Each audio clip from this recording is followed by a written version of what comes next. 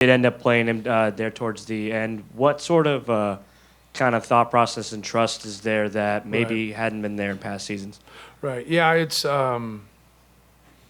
you got to weigh a lot of different things at the time. Some people just have absolutes. I think it depends on the game and how the game's unfolding. I think sometimes you can start off in a game in general and play well, and it's the worst thing for you. I think that happened today. And our decision making just wasn't very good in the first half. And then our attention to detail defensively wasn't very good. And then when you let good shooters get into a rhythm, you kind of find that out. But just trying to get him back in there and keep that burden on Minnesota. It's just very hard to guard him. It's very hard to guard him without fouling. And but you're rolling the dice a little bit. You got to have some trust there that he can play ball screen defense. He can box out, and he goes after offensive rebounds. So you got to pull back a little bit. And right as he subbed back in, he did it, and you're kind of hold your breath a little bit because it changes the game.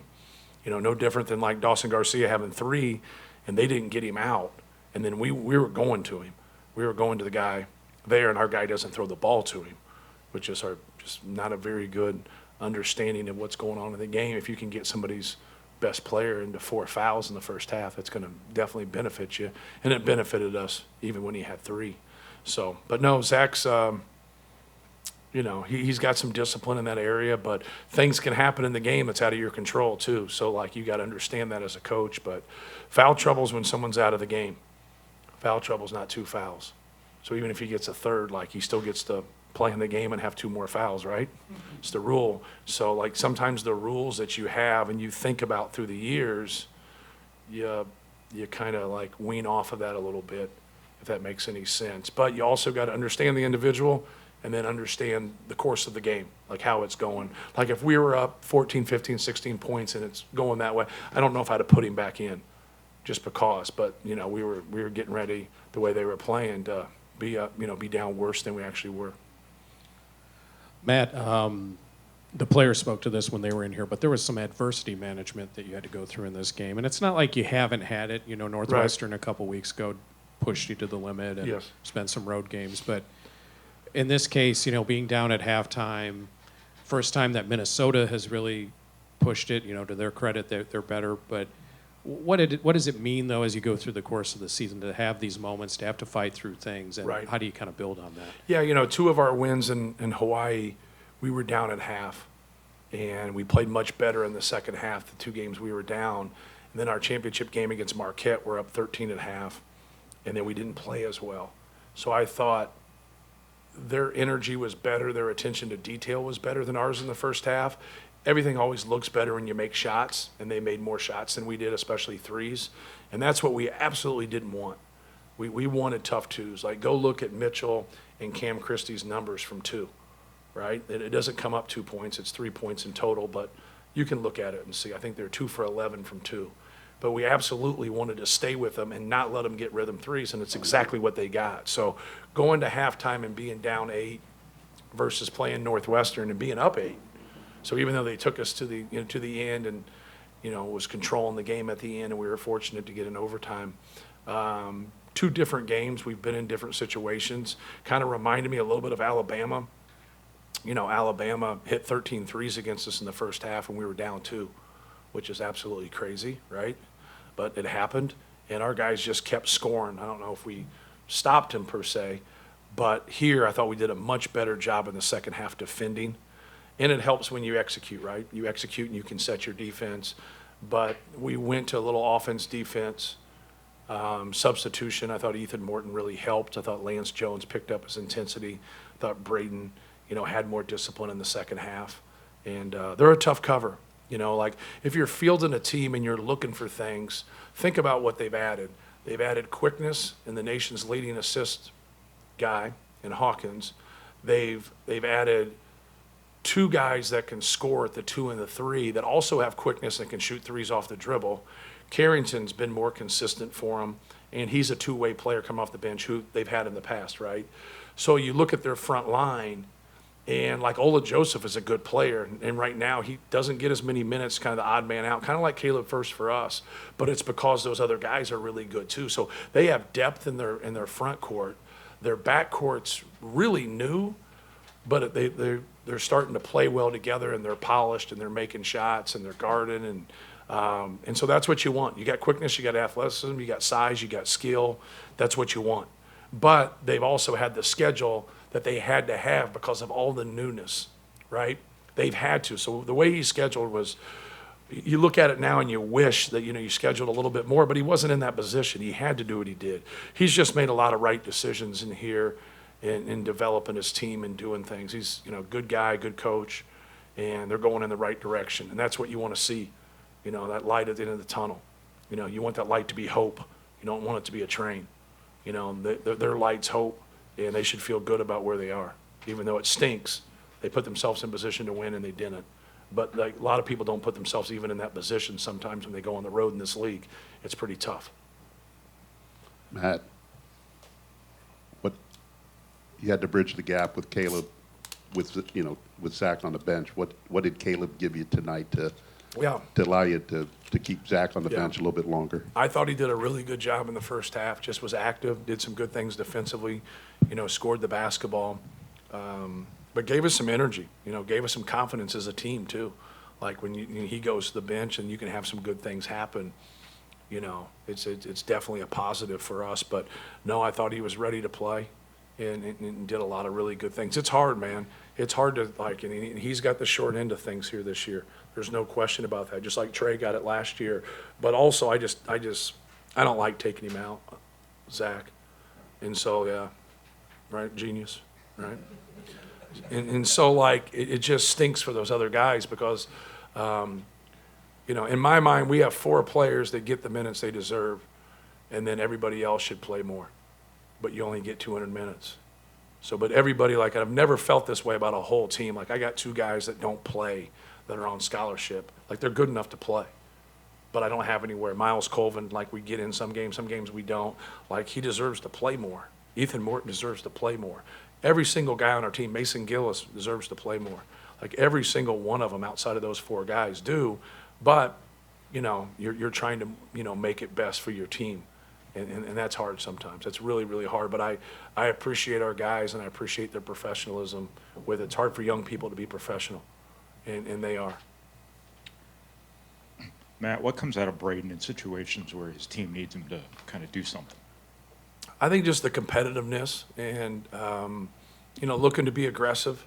We want him to score. I want him to shoot more than 7 times in a game. But, it's pretty impressive that you're 2 rebounds and 1 assist away from a triple-double in a really tight game. That was difficult for us, but just trying to get him to be as aggressive as he can. And you're not going to shoot as much when you run as much ball screen stuff as we do, and they're going to hedge high. Now, he's got to set other people up and pass and move the basketball, and I think some of it gets frustrating. We got out of it a little bit at the end. I think that opened up some things for a couple of those drives for him. But no, he's just a competitive player. I wouldn't trade him for anybody in the country. He's to only be in his 2nd year of college. He does some pretty amazing things. Matt, I understand the philosophy of keep hitting singles, but to relay that to 18 to 22-year-olds that you can't come back from 10 down in 1 possession, 2 possessions. Right. How difficult is that, and how these guys embrace that, any situation, we just got to chip away. Right. Yeah, just doing your job on defense. And like I said, giving more attention to detail. Taking up their space offensively, not letting the ball get into the sweet spots, into the high post and the low post where their bigs want it, and just being more stingy defensively, and just trusting the process more than anything. Don't hang your head when you take a good shot and you miss it. Just keep executing, but we can't rebound your turnover. And in the first half, we have 7 turnovers. Just give us a chance to rebound. Take good shots, give us a chance to rebound. When you turn the basketball over and you don't give us that chance, you kill us. You absolutely kill us. And, that gets said countless to our guys. And so at the end of the day, would you live with 10 turnovers? Sure. But, we also had 3 turnovers in the second half, and look how we played. And so, we weren't off the charts, but, we also didn't help ourselves by missing free throws, right? So free throws are something that should be positive, and then when you miss your free throws, you just don't feel good about yourself. But what we just tried to sell to them is that good things have happened. Even though we, split them and only got one free throw or missed both of them or whatever, missed the front end, there's still positives about getting to the free throw line. But don't hang your head about it. Like, keep doing those positive things that are getting you to that free throw line. But I think it's tough. I think it's tough on people's morale of being aggressive when those things are happening. But our guys are able to fight through it. Matt, Braden's got 8 steals in the last 2 games, had 2 big late ones against Wisconsin. How do you manage his willingness and when to be aggressive on defense, especially going in on drives? Just, more than anything, especially when he's helping, just when they have a blind eye to the basketball, be aggressive. He gives up a 3 in the first half. If you do that and you go after the basketball and they pick it up, you got to go back. You can't still mess with. They're passers then. Very few big guys dribble and pass the basketball. In an NBA game, you see it a lot, but you don't see it in college. 6'9", 230, driving the seam, and now they're passing off their right hand, one hand. You just don't see it. So when they get in there and they start wheeling and dealing and they don't look at you, and now you can come on that blind, I just call it a blind eye just because they've turned their head. And so now just play on that. He is great at that. He is great at just kind of cutting underneath them, getting that steal. Lance does a good job with that. But you have to have awareness if the ball handler picks it up and now becomes a distributor. Then you go back, that's when you're really susceptible to that back cut too. So, you don't want to eat those threes. The one thing you don't want, it's just like offense. What you want is what you want to take away. You want to take away those threes, and you don't want to give layups, and you don't want to foul. Offensively, that's what you want. You want layups, dunks, free throws, and rhythm threes. Analytically, it just makes sense. Hey, Matt, talk about the trust you have in this team. I watched the video. Fletch gave you an idea in the timeout that one time you changed it. But you've got a lot of guys that want to be coaches on that team. But talk about what trust you have in these guys to make decisions to help you. Yeah, no question. I think when you're a younger coach, you kind of look at that. You just can't be in a timeout and just have random shit flying around. You know what I mean? You can't just open it up to hey, what do you guys think? It's a powwow, right? You're like, no. But when you're sitting there talking and they understand what we're doing. So I think to empower them, sometimes you'll get a guy or two that just talks too much and they just hijack your timeout. And you just can't have it. But then you get guys that are pretty knowledgeable and stuff, and they got something that they're not going to just say something to say it. When they do say it, like Fletch is very knowledgeable. Just take it in. Take it in. The one thing that you don't have as a coach is you don't have the feel of what's going on in a game as a player. You just don't have that. You're like, well, you're the head coach. Watch a game, process the game, and then go watch it on tape and say, how in the hell didn't I see that? Because you watch the ball so much. And so sometimes I'll watch away from the basketball and then something happens. You'd be like, well, what happened?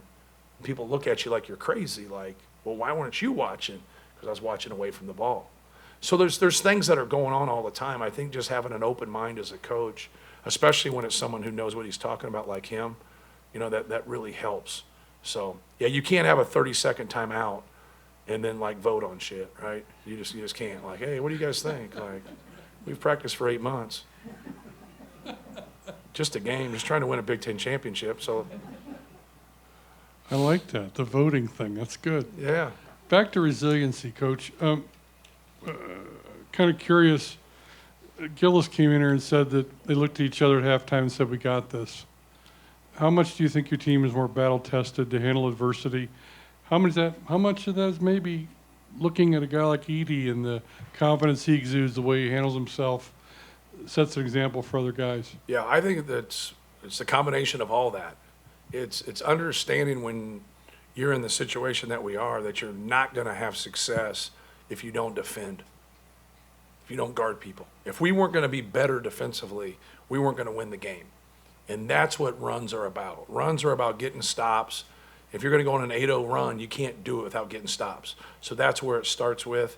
And then, you always have, if they want to pressure or they want to take us out of things or do whatever, just throw it inside. Just use him. And they know they have him. They know they have him and he's going to keep working. It doesn't mean that they can't stop him but it just gives us a sense of let them take him away, and then we can play off of that. Or if they don't take him away, just let him be one-on-one.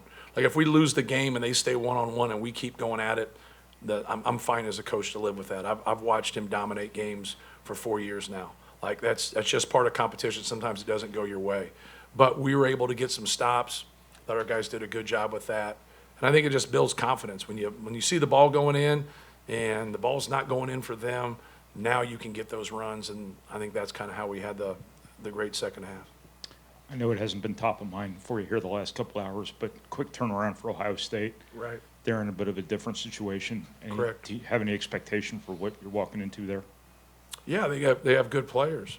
They have talented players. They have a really good backcourt. They have a good front court. They obviously are, fighting for consistency. And it's very unfortunate, consider Chris Holtman a friend and, a peer and colleague and a guy that really good person and a really good coach. You hate that for him. And then, but now a game has to be played, right? And just lock in on their personnel and lock into what they're doing, and they're going to go out and play just like they played before. Like you can't break down a system, when you start in June and you're February 15th. Like you just can't. It's not the way it works. They're going to do what they did before, and that's the way it is. And so like we have to prepare for that, and we got a lot of respect for their guys, and just have to play better. Like just have to compete and go there and hopefully play better than them. But it'll be a tall task. Anything on the road in this league is very difficult.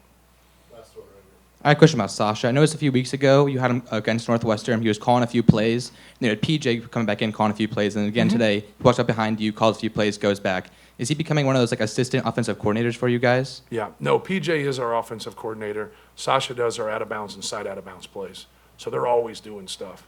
And then if they got it rolling like that at the end, like, PJ did a great job there at the end, just kind of putting Mason in different places.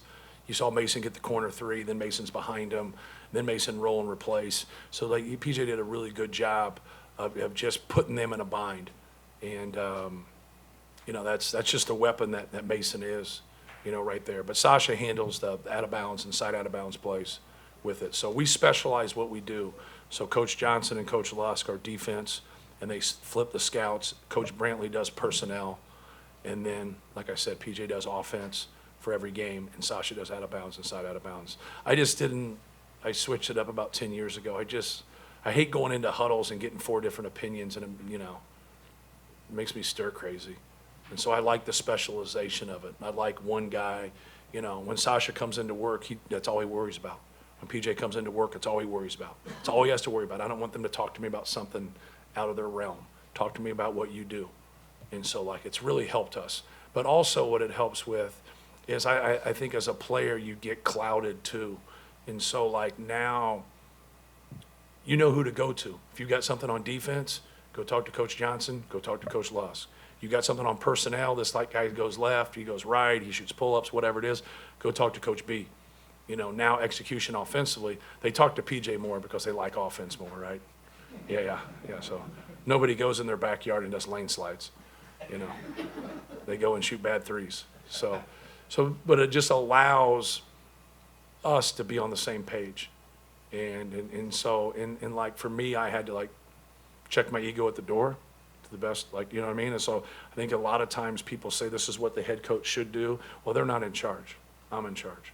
So I got to make decisions on what's best for Purdue. And I just thought 10 years ago that made a whole lot of sense, because now the players, they know, and it's systematic, and they know what to do in all situations. I hope that answers your question. Thank you, guys. Thank you.